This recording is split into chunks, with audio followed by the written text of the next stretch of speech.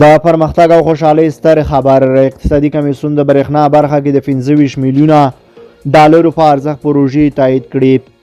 د اقتصادي کمیسیون غونډه کې په هرات ولایت کې د 25 میلیونه ډالرو په ارزښت د برېښنا بېلابېلې پروژې تایید شوې او له اوبو او برېښنا وزارت په دې اړه نظر وغوښتل شو. د ریاست الوزرا اقتصادي معاونیت لخوا د لیندۍ په 23مه خپاره شوې خبرپاڼه کې راغلي چې ریاست الوزرا اقتصادي مرستیال مولا عبدالغني برادر اخوند په مشرۍ د اقتصادي کمیسیون نوبتي غونډه نن په مرمرینه ماڼۍ کې ترسره شوه. سرچینې زیاته کړې د اقتصادي کمیسیون دې غونډې ته د هرات د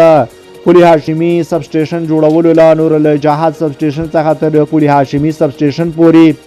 د 220 کیلو ولټه سیګنل سرکټ د انتقال لاین او په دغه ولایت کې د 220 کیلو ولټه موبایل سب سټیشن پروژې منظوري لپاره وړاندې شوي چې له هرې اړخیزې بحث وروسته یادې پروژې د اقتصادي کمیسیون له لورې په پرنسیپ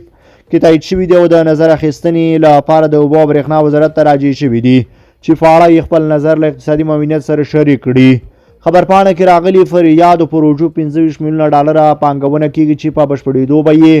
له ترکمنستان 140 کیلو ولټه برېښنا هرات ولایت ته وصل شي. سرچینې ویلي په یاده غونډه کې دغه راز د وویا ترکی او زولرستاني شرکتونو لوري د کابل په سروبي ولسوالۍ کې د 22.15 میګاواټه لمریزې برېښنا د تولید پروژه هم د منظورۍ لپاره وړاندې شوې چې له هر اړخیزه بحث وروسته به په پرنسیپ کې تایید او د نظر اخیستنې لپاره د اوبو او برېښنا وزارت ته راجع شوې ده. د غونډې په پای کې په افغانستان کې د خوړو نړیوال پروګرام د بشري مرستو رسونکو موټرو د خاک پولې او تلو د فیس په اړه هم هر اړخیزه بحث شوی دی او تر مفصل بحث وروسته پریکړه شوې چې په افغانستان کې د خوړو نړیوال